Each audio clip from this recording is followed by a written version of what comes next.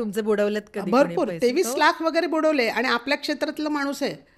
23 त्याचं नाव लाख? हां त्याचं नाव नाही सांगत तुला मी, पण नेपथ्यकार आहे.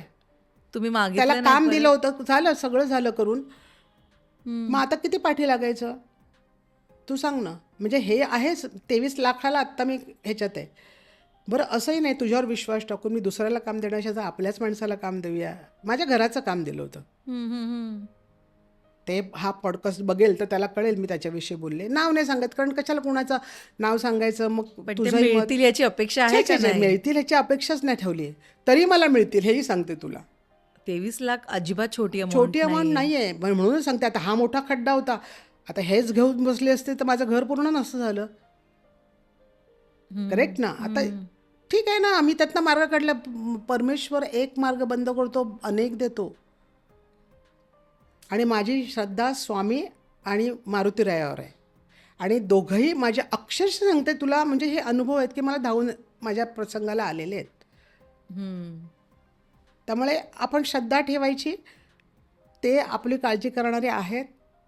एकाने नुकसान केलं आपलं पण तो नुकसान आपलं जाईल कुठेतरी येईल ना भरून येईलच. नाही कशाला पॉझिटिव्ह राहायचं. मिळणार आहेत नाही दिले तरी काय फरक नाही पडत. खूप मोठं नुकसान आहे. 23 लाख आत्ताच्या मी तुला सांगते की 2020ची गोष्ट आहे. अरे बापरे 6 वर्ष झाली आहेत. म्हणजे तुम्हाला एवढं काम देऊन तुम्ही असे वागता हे किती चुकीचं आहे. कुणाला फसवूच नाही आयुष्यात. मी तर म्हणते एक पैशालाही फसवू नये. आणि आपल्या विश्वासात तीच माणसं असं हो, करतात तर ते जास्त धक्का आपल्या देणार आहे. इंडस्ट्रीमधला माणूस आहे आणि तुला कुठेतरी चौकशी केलीस तर तुला हळूहळू बातम्या पण कळतील हा हाच तो माणूस म्हणून. नाव आहे त्याला. मोठं नाव आहे. पण आता तू काय करणार. कोर्ट कचऱ्या करशील तर आणखीन 23 लाख जातील. बरोबर. त्यापेक्षा- आणि ते फेऱ्या कोण मारेल? वेळ आहे कोणाकडे एवढा ठीक कोर्टाच्या आहे ना फेऱ्या कमवूया मारायच्या? ना आपण. परमेश्वर देणार आहे आपल्याला. हम्म, हम्म. परमेश्वर देत राहणार आहे. त्याच्या नशिबाचे होते त्यांनी घेतले असं म्हणेन. मागच्या जन्मी द्यायचे असतील मला त्याचे म्हणून त्यांनी घेतले. ठीक आहे त्याला शिवायशाप पण द्यायची काय गरज नाही आपल्याला. आणि नाव पण कशाला सांगायचं. त्याच्या आयुष्यात पुढे काय चांगलं होणार असेल तर आपण कशाला हे करायचं. पण मी स्वामींकडे प्रार्थना करीन ते 23 लाख मिळू देत. कारण मिळालं की तुला पार्टी. त्यातले 15 लाख दिले ना तरी मी कारण मॅम मी अगदी समजू शकते की इकडे पर डे हा जरी छोटा शब्द असला त्या पर डे साठी किती पळावं लागतं, किती तास उभं राहून काम करावं लागतं. म्हणजे अनेक प्रेक्षकांना ग्लॅमर दिसतं की वा वा ह्यांना अवॉर्ड मिळतात, हे छान छान रेडी होतात, टेलिव्हिजनवर दिसतात.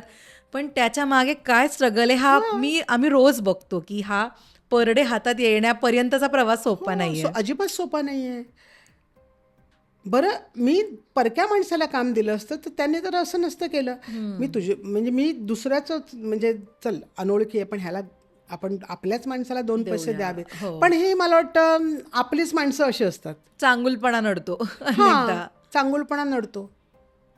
आता हा पॉडकास्ट बघून तरी त्याला वाटलं द्यावे तर तुला नक्की पार्टी तू म्हणशील तिथे पार्टी सगळ्या टीमला पार्टी देईन मी. क्या बात आहे. मिळू देत लवकर 23 लाख.